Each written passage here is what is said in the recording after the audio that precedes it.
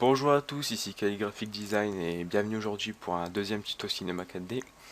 Dans ce deuxième tuto, nous allons réaliser, en fait c'est la suite du premier tuto que j'avais fait. Donc dans le premier tuto, on avait appris à faire un wallpaper, donc si je le retrouve, voilà. Ce wallpaper qu'on avait fait donc avec des sphères comme ça, un peu suspendues en l'air dans les airs pour celle-ci. Et là, dans cette suite, nous allons apprendre à animer un petit peu le texte. On va faire venir les lettres mettons le K, on va le faire venir de gauche jusqu'à sa position. Et là, ici, le I, pareil, de droite, ou on les fera tomber de haut, comme ça, on verra. Et pareil pour les sphères. Donc les sphères, je prendrai seulement deux sphères que je ferai tomber en haut, comme ça, sur un sol genre dur. Donc vous verrez, c'est pas compliqué. Alors c'est parti. On va lancer Cinema 4D. Donc moi, je vais reprendre mon fichier. Donc si vous n'avez pas fait le premier tuto, je vous conseille de le faire.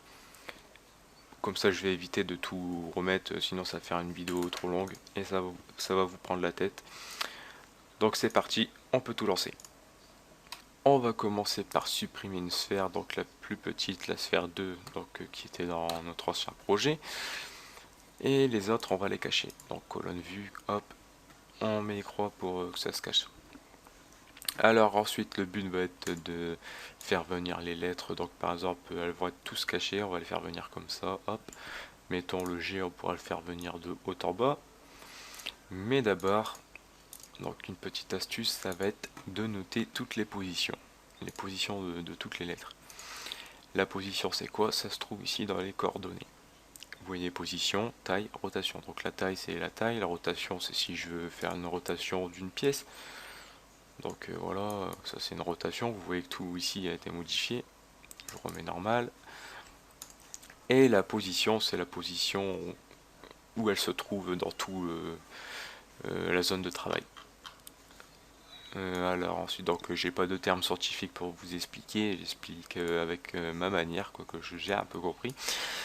Et donc la position X par exemple, ça va être horizontalement. Voilà, donc vous voyez, quand je bouge horizontalement, donc c'est le X, la valeur du X qui change.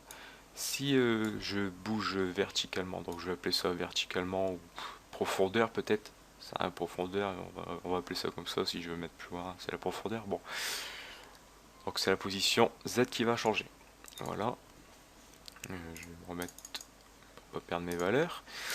Et donc ensuite on a la hauteur, et donc en bas, tout en bas, pour la cacher par exemple. Donc la hauteur c'est la position Y que ça va jouer. Donc voilà, j'espère que vous avez compris, parce que je peux pas faire mieux. Alors, par la suite, je vais commencer l'animation. Donc là, je vais commencer par cacher toutes mes lettres. Donc le K, je vais le faire venir de gauche. Le L, pareil. Le I également. Le G, je vais le faire venir du haut vers le bas. Le K, ça sera aussi du haut vers le bas. Bah, on va le faire venir comme ça, comme il est. Le I par la droite, le F par la droite, le A par la droite et pourquoi pas le R aussi par la droite. Je vais pas faire trop compliqué. Donc, alors bien sûr, on va dire que vous avez noté toutes les positions de chacune de vos lettres. Moi, c'est qu'est-ce que j'ai fait. En premier lieu, je vais faire venir donc les lettres qui sont au milieu. Donc par exemple le R, le G, et ensuite le I, le L, le K, le A, le F, le I et l'autre K. Donc parce que je vais pas faire venir la lettre K. Donc par exemple le K où il se trouve. Non, ça c'est le A. Par exemple, je ne vais pas faire venir la lettre I et ensuite faire venir la lettre F qui va passer comme ça à travers le I. Ça va pas faire vraiment très très cool. Donc je vais commencer par la lettre G. Alors la lettre G, je l'ai placée en haut. Si je ne m'abuse, ok. Alors, les clés. Les clés, elles se trouvent ici en bas. Donc là, c'est la barre des... Moi, j'appelle ça la barre des temps. Donc c'est une barre qui est calculée en frames. Alors, ici, d'origine, vous êtes à 90 frames. Et moi, je vais mettre 200. Donc 200, je sais que c'est énorme, mais c'est pour éviter d'être trop collé. Comme ça, vous allez mieux comprendre. Donc vous mettez 200, je vais mettre directement ici. Hop, 200. Entrée. Donc vous voyez, la barre maintenant, elle va jusqu'à 200. Donc là, on se positionne à 0. Par exemple, alors la lettre G, je vais monter un petit peu pour qu'on la voit. La lettre G, à 0, je veux pas la voir. Donc normalement, je la vois pas, parce que normalement, je suis placé comme ça. Hop, donc là, je la vois pas. Mais là, c'est juste pour l'exemple, je fais un plus gros plan. Donc la lettre G, à 0, je vais pas la voir. Donc je mets une clé. Ici, c'est la clé. Hop, vous cliquez une fois dessus, vous voyez un petit carré rectangle transparent. C'est-à-dire que la clé est ajoutée. Donc à 0, je veux pas la voir. Par exemple, à 10, je veux toujours pas la voir non plus. Je mets une clé. Et à 20, je veux voir donc ma lettre G. Alors là, je vais dans les positions. Donc position de la lettre G que j'ai notée, c'était 214, donc virgule c'est point, 433 pour le X, et là pour le Y, parce que ça monte et ça descend, donc c'est 21.557. Entrée. Donc là il revient à sa position initiale. Donc là je le vois, donc ça veut dire que de 10 à 20 il va commencer à descendre à son RIMT. Donc là je mets une clé. Donc si je me remets au début, on voit que la lettre G, hop, là elle descend jusqu'au temps du 20. Bon, ça veut trop rien dire, mais au tic, je vais appeler ça un tic, au tic numéro 20. Bon, ensuite je vais faire venir la lettre I. Donc I, elle est à la gauche. Donc à partir du 20, je me mets un petit tic plus loin, donc je clique ici, il va se mettre à 21. Donc à 21, le I, je veux toujours pas le voir, donc je mets une clé. Et je veux qu'à 30, 31 par exemple, je veux que là la lettre commence à apparaître. Donc à 31, je veux que le I soit à sa position originale qui était de 160,452. Entrée. Et je mets une clé. Donc ça veut dire qu'à... Donc c'est pour ça que je le fais à partir du 20. À partir du 20, hop, le I arrive. Voilà. Pour ça je mets deux clés, sinon si j'aurais pas mis la clé au numéro 20, le I aurait commencé à partir. Donc à partir d'ici il serait déjà parti, ça aurait pas fait très cool. Donc voilà, je me mets toujours un tic plus loin. Je sélectionne donc le G, on va prendre le R qui se trouve à gauche. Je mets une clé, donc le R au début je veux pas le voir. À 32 je veux pas le voir. Je me mets à 42. Et là, je veux qu'à 42, il commence à partir. Donc 42, qui atteigne sa position du début. Donc 42, 318.171. Ok. Et j'ajoute une clé, tout simplement. Donc vous voyez, hop, mes trois lettres, le G, le I, le R, elles arrivent. Donc je vais encore en faire une pour vous montrer l'exemple. Je vais mettre le L par exemple. Donc j'étais à 42, je me mets un petit tic plus loin, hop, le L, je veux toujours pas le voir à 43, je veux seulement qu'il commence à partir. Donc là je vais le mettre à 53, le L, sa position, c'est 101.198.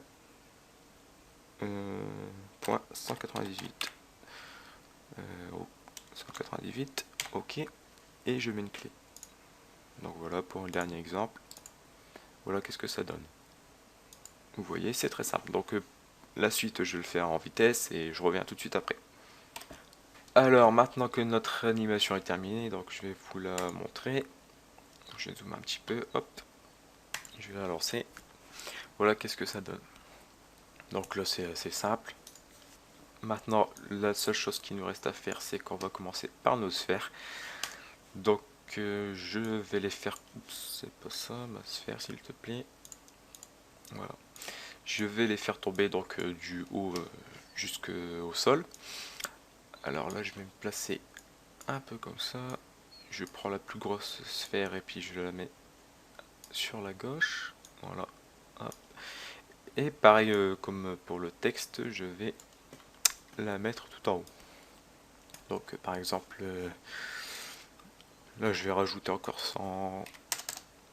300 frames. Alors par exemple, là le texte finit, donc il se finit à 110. On va dire ça. Je veux que, donc par exemple, 115, je vais mettre ma sphère, donc à 115, ma sphère on la voit toujours pas, elle est en haut, ce qui est parfait.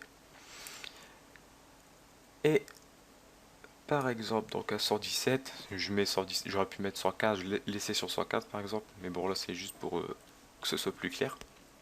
Je vais cliquer sur le sol tout d'abord.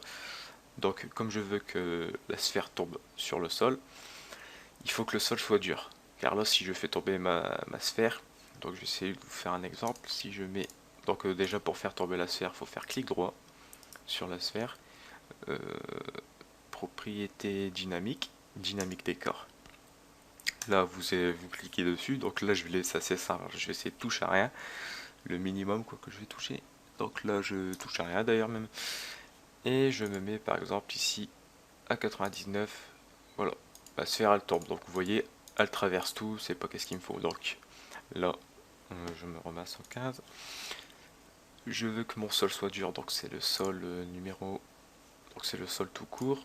Je fais simulation dynamique, créer corps rigide, c'est à dire que le corps va être rigide, donc il va être dur. Donc là je vais me remettre ici pour pas trop, hop, donc je vais voir l'animation, paf. Donc vous voyez bien que la sphère rebondit un petit peu.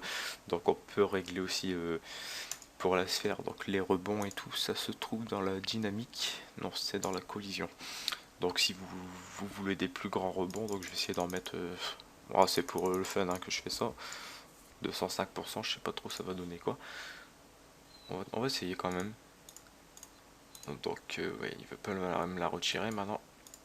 Ok, donc c'est pas grave. Je vais refaire marche arrière. Voilà. Non, j'étais trop loin. Donc on va laisser comme ça. Je vais pas trop m'amuser avec ça. Donc si vous voulez plus de rebonds, c'est simple, vous augmentez donc la valeur. Moi je vais mettre 40. La friction c'est quand la sphère elle tombe, par exemple. Donc non, là, je pense que je peux régler. Donc je vais essayer de mettre mes rebonds. Je vais les essayer mes rebonds à 300%. Voilà. Vous voyez là c'est un petit peu trop fort là je crois. Il est reparti en haut. Bon bref, je vais remettre comme c'était. Voilà. Alors les rebonds là, moi je vais régler à 40%. La friction c'est quand la balle, la sphère elle tombe par terre. Si elle va continuer à rouler longtemps ou pas longtemps. Donc puisque vous mettez, puisque ça va rouler longtemps. Donc moi je vais mettre 1%. Et bruit de collision, je sais plus trop c'est quoi, mais je vais baisser. Donc je retourne à mes lettres. Donc ouais, ok. Donc j'avais dit ma sphère à 115%, voilà, à 115 du temps. Donc je vais mettre à 117, donc la sphère. Je veux qu'à 117, comme ça. Je veux que la sphère tombe en fait à partir du tick 117. Donc juste avant, je veux pas qu'elle tombe.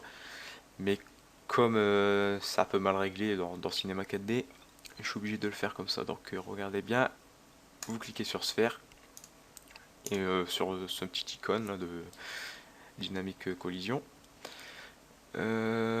Ensuite, dynamique décor, pardon, collision ça n'existe pas. Vous voyez ici activé, donc dans dynamique, activé. Par exemple, à 115, je veux qu'elle soit désactivée, qu'elle soit toujours pas activée, pardon. Donc là, je vais plutôt me mettre à 116.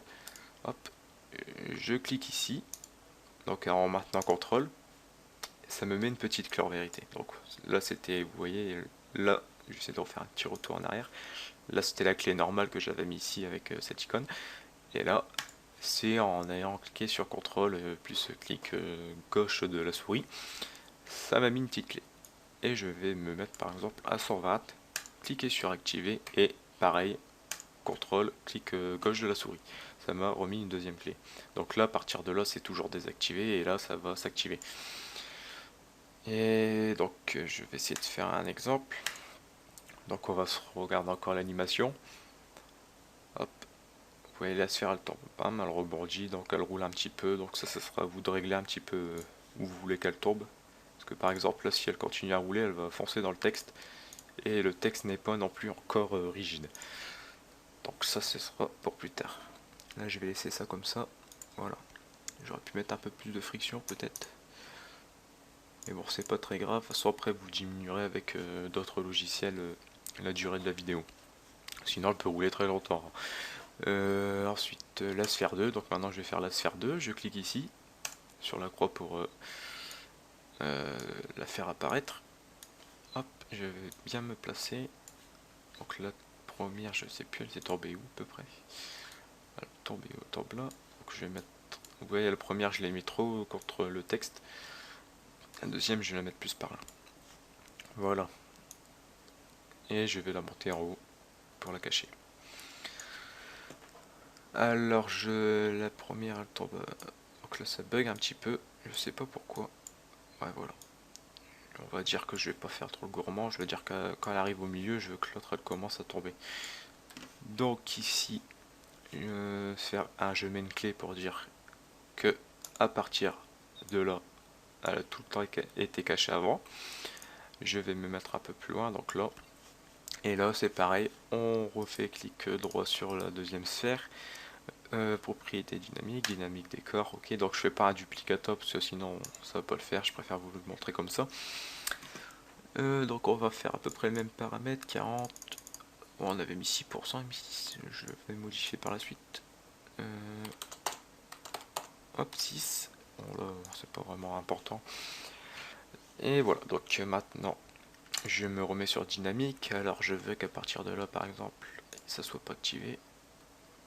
Hop, et qu'à partir de cela, ça soit activé. Hop. Donc si je refais un petit essai, donc j'espère que je vais mis à cette heure. Bon là, ça fait énorme 400, mais après vous mettrez moins. Moi c'est juste pour qu'on s'aperçoit mieux du, soit plus espacé quoi. Voilà, hop, la deuxième elle aurait dû. Ouais. Donc après c'est un timing, il faut vraiment bien régler. Mais bon là j'ai pas vraiment tout le temps, donc vous voyez, elle tourne beaucoup. Faut mettre encore moins de friction.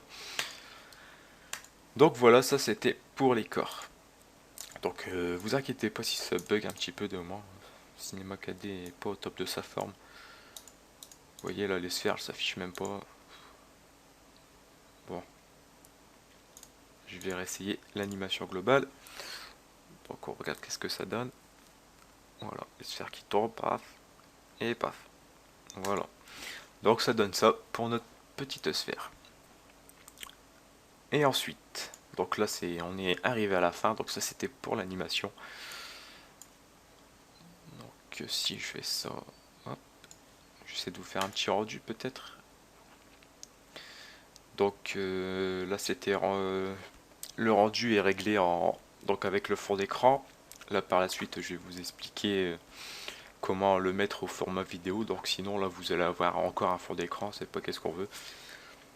Mais là c'est juste comme ça que je vous montre à peu près qu'est-ce que ça donnerait en vidéo, donc au résultat final. Donc là je suis pas vraiment bien centré et tout, mais ça sera à vous de le faire. Donc bon, quoi que ça va, c'est pas non plus dégueulasse comme on dit. Donc vous voyez les sphères, ça va faire cool quoi, en vidéo quand ça va tomber. Moi j'essaierai de mettre le rendu de la vidéo donc dans ma vidéo tuto. Comme ça vous le verrez avant de commencer. Donc pour les réglages vidéo, on clique ici. Donc comparé au réglage image qu'on avait fait. Donc généralité, on laisse comme ça. Sortie, vous cochez ici, vous cliquez ici. Donc c'est une vidéo, souvent c'est une vidéo pour YouTube. Donc film vidéo, HD, HDTV 720. Donc ça c'est pour le format 720p de YouTube. Après je pense que maintenant on peut passer au 1080, donc ce serait peut-être plutôt celui-là, mais moi je veux faire au 720. C'est déjà très bien. Et ensuite les petits pièges qu'il y a dedans. Donc image, faut mettre toutes les images, sinon c'est pas bon. Ensuite enregistrer, donc voilà, là, format vous mettez, je vais mettre QuickTime par exemple. Non, pas QuickTime, je vais mettre film à vie, je vais pas me prendre de la tête. Vous cochez canal alpha pour les ombres. Et donc là c'est bon pour cette team. Ici vous touchez pas, anti-aliasing, géométrie au mieux. On va mettre un peu moins. Options. Et là c'est comme vous mettez donc hop, élimination globale. Donc vous faites clic droit et si vous n'avez pas ça, donc vous le mettez ici. Donc il y a occlusion ambiante normalement. Donc là comme c'est déjà mis, je crois que je peux pas le retrouver en fait. Voilà, mais sinon normalement c'est dans toute cette liste, vous les verrez. Donc illumination, occlusion ambiante. Bon, ça s'affiche pas vu qu'ils sont déjà installés. Et donc voilà. Et ensuite pour le rendu, donc vous choisissez bien sûr votre dossier. J'ai pas mis de dossier, je vais mettre. Bon, si je vais prendre celui-là, donc je vais le mettre dans le même dossier du fond d'écran. Je vais mettre tuto 2 par exemple. Et là, vous faites le rendu. Et là, vous en avez pour des heures. Donc là, je sais pas, je pense que je vais quand même l'arrêter parce que là, j'ai un peu mis 400 frames, ça va mettre énormément de temps. Donc là, ça sert à rien de le faire. Donc je vous conseille, donc je pense pas que je vais faire la vidéo, sinon il va falloir que je refasse tout. Mais je vous conseille de réduire donc le maximum, le mieux c'est de laisser à 100 frames. Et de tout, ça sera peut-être serré, mais au moins le rendu ira largement plus vite parce que 400 frames c'est vraiment énorme. Vous imaginez pas, mais c'est vraiment du lourd. Donc voilà, bah sinon je vous dis à la prochaine. Et non, d'abord je vais vous présenter mon petit site donc, que j'ai créé. Hop, ici vous voyez mon nouveau site que j'ai créé, donc vous pouvez retrouver mes tutos, donc tuto Photoshop. Donc c'est un peu en construction quoi, mais Cinema 4D, des packs de brush, donc là il n'y en a pas. Pack de police, j'ai fait un petit pack avec plusieurs polices. Et pack Flares, ensuite je vais mettre des textures, ma petite galerie, quelques références et ma galerie, mes images. Donc si je clique ici, hop, donc ça se peut que ce soit assez long car j'ai voulu mettre des images de qualité. Voilà mes fonds d'écran quoi, donc hop, ça c'est des récents, ça aussi. Bon. Et donc si jamais vous voyez un défaut, pourquoi pas m'envoyer un message. Ou si, bon, pas forcément s'il y a un défaut, si vous voulez dire quelque chose, je serai content. Donc voilà, sinon si vous avez des questions donc pour ce petit tuto, n'hésitez pas, je suis là pour répondre. Et sinon je vous dis à la prochaine, ciao.